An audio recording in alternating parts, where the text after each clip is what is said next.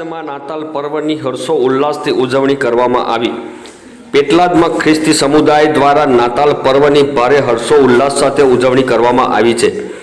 પેટલાદમાં આવેલ વિવિધ ચર્ચોમાં પ્રાર્થના સભાનું આયોજન કરવામાં આવ્યું હતું અને વિવિધ કાર્યક્રમો યોજાયા હતા। મોટી સંખ્યામાં ખ્રિસ્તી ભાઈ બહેનોએ પ્રાર્થના સભામાં ભાગ લીધો હતો। પ્રાર્થના સભા બાદ એકબીજાને નાતાલ પર્વની શુભેચ્છા પાઠવી હતી અને રાત્રિના સમયે અનેક સ્થળોએ ગરબાનું આયોજન પણ કરવામાં આવ્યું હતું।